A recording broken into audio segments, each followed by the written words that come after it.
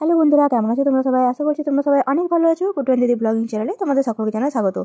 আচ্ছা, যদি আমি তোমাদেরকে বলি মাত্র একটা প্যাড়া দিয়ে তোমরা তৈরি করে নিতে পারবে অনেকগুলো জয়নগরের মোয়া, তাহলে কীরকম হয় বলো তো?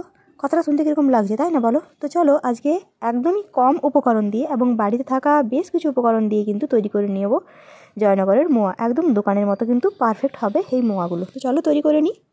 তো এখানে দেখো, প্রথমে আমি যেটা করেছি, আমি যেহেতু এই কড়াইয়ে একটা ক্ষীর তৈরি করেছিলাম, তো সেই জন্য কিন্তু এই কড়াইটাকে আমি নিয়ে নিয়েছি। কড়াইটা কিন্তু আমি ধুইনি, যেহেতু মোয়ার মধ্যেও সামান্য পরিমাণ ক্ষীর থাকে তাই জন্য। তো প্রথমে আমি যেটা করেছি, আমি কিন্তু এখানে 1 কাপের মতো জল নিয়ে নিয়েছি আর নিয়ে নিয়েছি 1 কাপের মতো চিনি।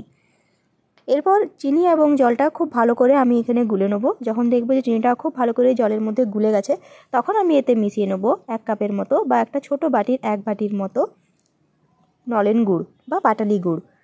এরপর এই গুড়টা কিন্তু আমি খুব ভালো করে গলিয়ে নেব এই জলটাতে। আমি কিন্তু এখানে পাটালির গুড় নিয়েছি, তোমরা যদি যে লিকুইড গুড় যেটা পাওয়া যায় দোকানে কিনতে, তোমরা কিন্তু সেটাও এখানে ব্যবহার করতে পারো।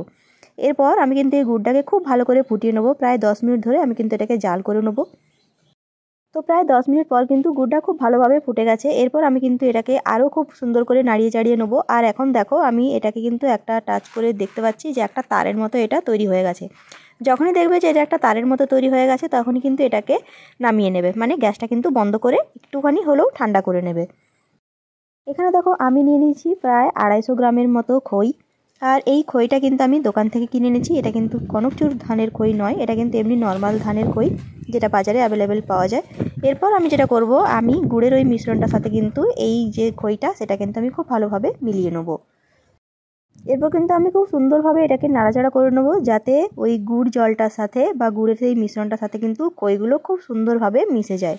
এরপর খুব ভালোভাবে ওপর নিচে নাড়াচাড়া করে আমি কিন্তু এটাকে ঢাকা দিয়ে রেখে দেবো প্রায় 10 ঘন্টার জন্য।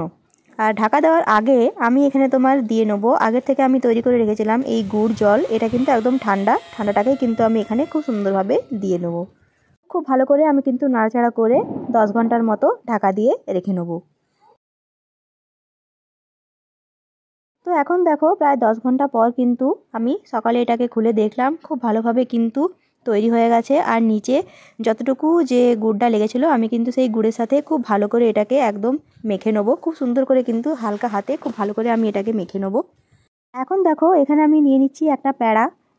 এই প্যাড়াটা কিন্তু বাজারে কিনতে পাওয়া যায়। এই প্যাড়াটাই কিন্তু আমি খুব ভালো করে এখানে গ্রেট করে এই পুরো মিশ্রণটার উপরে খুব সুন্দর করে কিন্তু ছড়িয়ে দেবো।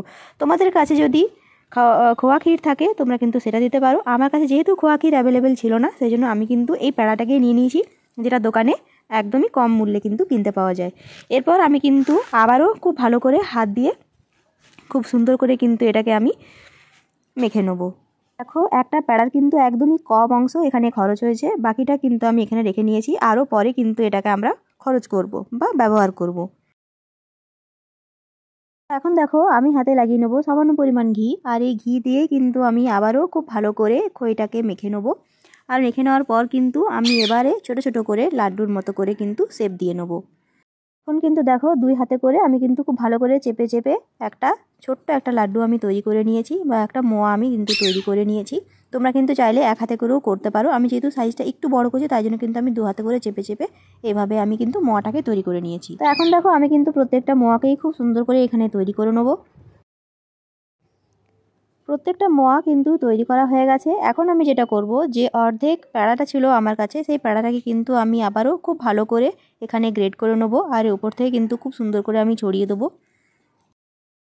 একদম পারফেক্ট দোকানের মতো দেখানোর জন্য আমি কিন্তু এখানে নিয়ে নিয়েছি কিশমিশ। আর একটা করে কিশমিশ কিন্তু আমি এই সমস্ত মোয়াগুলোর উপরে, মানে প্রত্যেকটা মোয়ার উপরেই কিন্তু আমি একটা করে দিয়ে নেবো। তোমরা চাইলে কিন্তু কাজু বা আরও অন্যান্য ড্রাই ফ্রুটস যেখানেও দিতে পারো, দেখতে সুন্দর লাগার জন্য। আমি কিন্তু একদমই কম খরচের মধ্যে এবং একদম কম সময়ের মধ্যে তৈরি করে নিয়েছি জয়নগরের মোয়া। তোমরা কিন্তু অবশ্যই রেসিপিটা একবার হলেও বাড়িতে কিন্তু চেষ্টা করবে। আমার রেসিপি তোমাদের কেমন লেগেছে অবশ্যই কিন্তু কমেন্ট করে জানিও। ভিডিওটা ভালো লেগে থাকলে কিন্তু চ্যানেলটিকে লাইক, সাবস্ক্রাইব এবং শেয়ার করতে একদম ভুলবে না। সবাই খুব ভালো থেকো, সুস্থ থেকো। খুব তাড়াতাড়ি দেখা হবে তোমার সাথে একটা পরের ভিডিও নিয়ে। ভিডিওটা শেষ পর্যন্ত দেখার জন্য তোমাদের সকলকে অসংখ্য রকম ধন্যবাদ।